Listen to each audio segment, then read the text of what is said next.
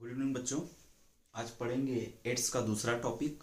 पिछला वाला previous video आपने देख लेना, उसमें आपको समझ में आ जाएगा। तो इसमें हम संक्रमण पढ़ेंगे, उसके बचाव क्या होते हैं और उसके उपचार हम देखेंगे कि कैसे बचा जा सकता है और ये कैसे फैलता है। देखिए, पहला, रोगी या जो संवाहक वाहक होता है उसके द्वारा अगर ब्लड ट्रांसफ्यूजन मतलब रक्त आदान किया जाए बिना चेकअप के, तो भी क्या होगा, जैसे एचआईवी का कोई पेशेंट है, अगर उसका रक्त किसी और को दे दिया जाए तो वो जो स्वस्थ व्यक्ति है उसको भी हो सकता है। ठीक है ना। माँ, एक संक्रमित माँ से बच्चे को भी एड्स हो सकता है। देखिए, एक संक्रमित माँ से बच्चे को एड्स कैसे हो सकता है? जो प्लेसेंटा के द्वारा बच्चा जुड़ा होता है, तो प्लेसेंटा के द्वारा क्या होता है, माँ का जो एड्स है वो कहाँ जा सकता है, बच्चे में जा सकता है। देखिए, जैसे कहा जाता है कि प्लेसेंटा क्या होता है, बहुत चीज़ों के लिए बैरियर का काम करता है, लेकिन एड्स के लिए वो बैरियर का काम नहीं कर पाता।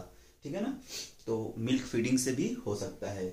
ऑर्गन ट्रांसप्लांटेशन के समय जब क्या किया जाता है, अंग प्रत्यारोपण किया जाता है, तो उस समय भी एड्स का खतरा क्या होता है, बना रहता है। ऐसा नहीं है कि अंग दान करने से क्या होगा, रक्त का खतरा नहीं होगा, वो मतलब एड्स का खतरा नहीं होगा, एड्स का खतरा हो सकता है।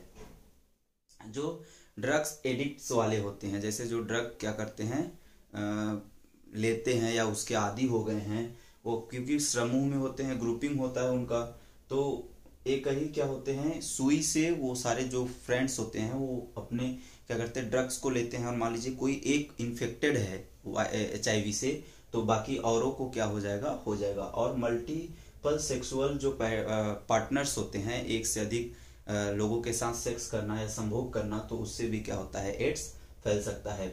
आर्टिफिशियल इंसेमिनेशन से, कृत्रिम वीर्य संचयन के द्वारा भी हो सकता है, जिसे आईवीएफ आप जानते हैं देता है। आईवीएफ में क्या होता है, जैसे कोई जो पुरुष होता है, अगर वो महिला का जो अंडा होता है ना, ओवम, जिसको वो फर्टिलाइज नहीं कर पाता, तो आर्टिफिशियल वीर्य को लेकर के क्या किया जाता है, उसको मतलब बाहर से वीर्य को लेकर के ओवम को फर्टिलाइज किया जाता है या निषेचित किया जाता है। उसको हम आईवीएफ, इन विट्रो फर्टिलाइजेशन के नाम से भी जानते हैं। तो उससे भी क्या होता है, वीर्य अगर उस व्यक्ति के वीर्य में क्या है, एचआईवी के वायरस है, तो जो महिला है उसको भी हो जाएगा।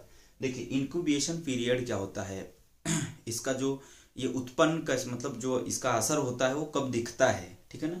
तो देखिए, जो इंक्यूबेशन पीरियड होता है एड्स का, एड्स कुछ महीनों से लेकर लगभग 5 से 10 वर्ष तक वायरस शरीर के भीतर आते ही, जैसे भीतर क्या होते हैं, शरीर के भीतर रहते हैं, क्या होते हैं, भीतर रहते हैं, और इनके आते ही, जैसे शरीर में ये आ गए तो शरीर में आते ही अपना लक्षण प्रकट नहीं करते हैं। जैसे कभी कभी कुछ लोग ऐसे होते हैं जो उनको एड्स तो हुआ है, लेकिन वो एड्स के वाहक के रूप में घूम रहे हैं, किसी को दे रहे हैं, किसी को फैला रहे हैं, लेकिन उनको उनके अंदर वो लक्षण दिखता ही नहीं है। ठीक है ना। बाकी और को क्या कर रहे हैं, दे रहे हैं। फैमिली में जैसे कोई नीडल वगैरह हो गया, या किसी भी औरों के साथ क्या होता है, जो शारीरिक संबंध बनाते हैं, सेक्स वगैरह करते हैं, तो उससे भी क्या हो सकता है, ये फैल सकता है। तो इनसे क्या होता है, बचना चाहिए। देखिए, इसके बचाव क्या होता है, इसका कोई पुख्ता इलाज नहीं है, इसलिए क्या है, बचाव ही क्या है, इसका उपचार है। एड्स का कोई इलाज नहीं है ना?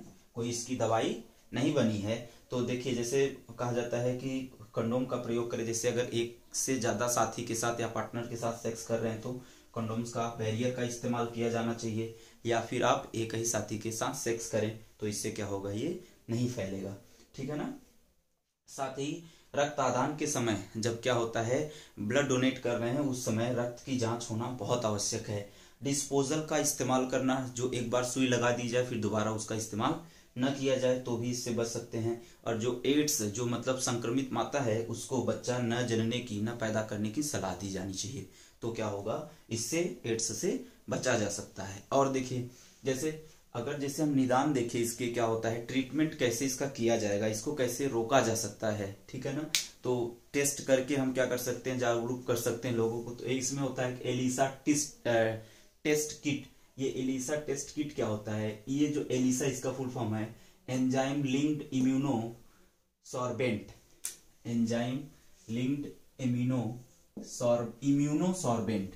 ये एंजाइम क्या होता है, इस एंजाइम, ये जो किट होता है, इस किट में एचआईवी क्या होता है, एंटीजन होता है। क्या होते हैं, एचआईवी एंटीजन होता है। अब ये जो HIV एंटीजन है करते क्या है, जब सीरम वगैरह बॉडी का जब फ्लूइड इसके ऊपर डाला जाता है तो क्या करते हैं, एड्स का जो वायरस होता है जब शरीर में आता है ना, तो हमारा शरीर क्या करता है 6 से 7 जो ह्यूमंस क्या होता है बॉडी होता है वो लगभग 6 से 8 हफ्ते के अंदर बॉडी में क्या कर जाएगा, वो एंटीबॉडीज बना देता है। और व्यक्ति क्या होगा, जब ये एंटीजन है इसमें, तो शरीर से जब बॉडी का एंटीबॉडी इससे मिलेगा, एंटीजन और आपको पता है एंटीबॉडी क्या होते हैं, कंबाइंड कर जाते हैं। और जब कंबाइंड कर जाते हैं तो जो एलिसा किट या ये किट जो होता है वो पॉजिटिव दिखाने लगता है।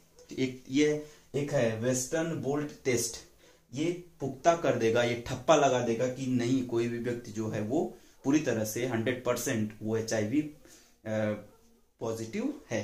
ठीक है, इससे जैसे कुछ दवाइयां हैं हम उसको देखेंगे मेडिसिन के बारे में। जैसे आपको एक पता होगा रेमडेसिविर है, इसका भी इस्तेमाल किया जाता है, उसमें किया जाता है। दूसरा AZT है ये, और इंडियन वीर, इसको हम बोलेंगे इंडियाना वीर, ये क्या है, एक दवाई है। तो इससे भी क्या होता है, हो सकता है। देखिए जैसे एड्स फैलता कैसे है, एड्स फैलने का कारण है, देखिए क्या होगा, वो जो क्या होता है वीर जो होता है, वीर या जो उसको हम कह सकते हैं योनि का जो क्या होता है तरल होता है उससे, और जो इसको हम क्या बोलेंगे सेमिनल फ्लूइड कहते हैं, या बॉडी का कोई भी तरल हो सकता है, वो क्या होगा, कोई भी तरल हो सकता है। याद रखेंगे जो HIV होता है वो किसी के साथ भोजन करने से, किसी को गले लगाने से, किसी को हैंडशेक करने से, किसी के साथ जैसे कोई HIV पीड़ित है अगर उसके साथ तालाब वगैरह में या स्विमिंग पूल का इस्तेमाल कर रहे हैं तो नहीं होगा, किस कर रहे हैं तो नहीं होगा, उसको गले लगा रहे हैं तो नहीं होगा। इन सब से, ये सब भ्रांतियां हैं, इन सब से नहीं होता। जब तक क्या हो, जैसे मक्खी किसी HIV पीड़ित को काट लिया और फिर आपको भी काट लेगा तो भी ऐसा, इससे भी HIV नहीं होता है, इससे भी HIV फैलता नहीं है। HIV किससे, वीर्य का जो क्या होता है सीमेन जो होता है उससे, योनि का जो तरल होता है, वेजाइनल जो फ्लूइड होता है वो उससे, और सेमिनल फ्लूइड होए उससे, बॉडी का कोई भी जो तरल होता है, बॉडी फ्लूइड जो होता है उससे क्या होते हैं, ये फैल सकते हैं। थूकने से, छींकने से, इन सब से नहीं होगा, इस बात को याद रखें। ये हमारा था पूरा HIV। अब हम नेक्स्ट टॉपिक को देखेंगे, तब तक के लिए धन्यवाद।